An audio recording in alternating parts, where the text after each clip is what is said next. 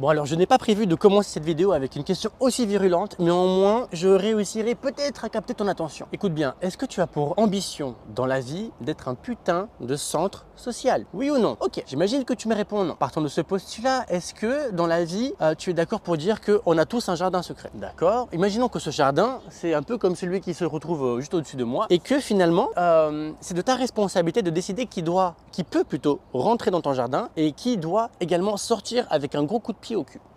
Ok, si on est d'accord sur tout ça, pourquoi est-ce que tu continues à côtoyer des personnes qui ont une contagion émotionnelle négative sur toi? D'accord. Alors quand je dis contagion, évidemment, surtout au vu du contexte, on comprend tout de suite que c'est péjoratif, du moins que c'est négatif. Ok, mais à mon sens, ici, tu peux postillonner sur quelqu'un de manière positive, donc le contaminer de manière positive. D'ailleurs, tu remarqueras, quand tu côtoies une personne qui dégage des bonnes vibes, qui a un haut niveau d'énergie et qui est solaire, ok, il te suffit de 15, 20, 30 minutes avec lui et il va te faire l'effet de 5 cafés directement en intraveineuse tellement il va te bodybuilder de l'intérieur. De manière analogue, une personne qui se veut inconsciemment, j'entends, un élément perturbateur, donc une contagion négative cette fois-ci, eh bien toi tu vas faire office de centre social ou alors simplement de manière plus simpliste, office d'éponge émotionnelle. Lui va se délester en fait de tout ce venin qu'il peut avoir en lui de manière inconsciente, d'accord? Lui va se sentir totalement délesté. Ah, ça fait du bien d'être avec toi. Ok, mais quand est-ce que tu penses à toi?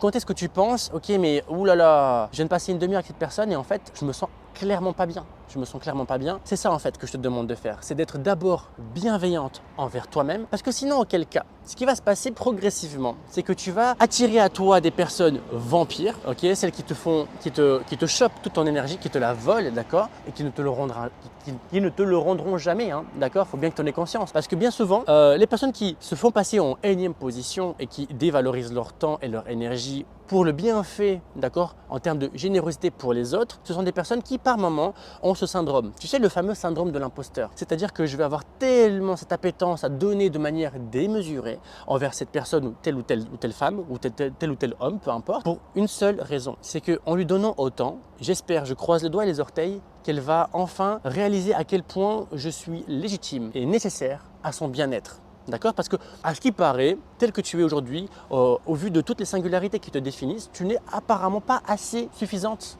pour partager du temps de qualité avec Pierre, Paul, Jacques ou Bob. Non.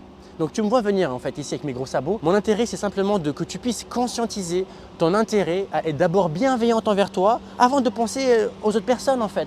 Parce que si tu ne prends pas garde à ton temple intérieur, à ton jardin secret, en fait, n'importe qui peut rentrer. Donc franchement, je t'invite à faire deux choses. La première, qui n'a rien à voir avec ma vidéo, c'est simplement de nous rejoindre, d'abord de me rejoindre sur mon canal Telegram où je poste des podcasts, des conseils de ce type-là sur le bien-être, sur le relationnel, comment ça se passe entre toi vis-à-vis de toi-même et comment ça se passe de toi vis-à-vis de la jante masculine et de l'univers extérieur. D'accord, ça c'est la première chose.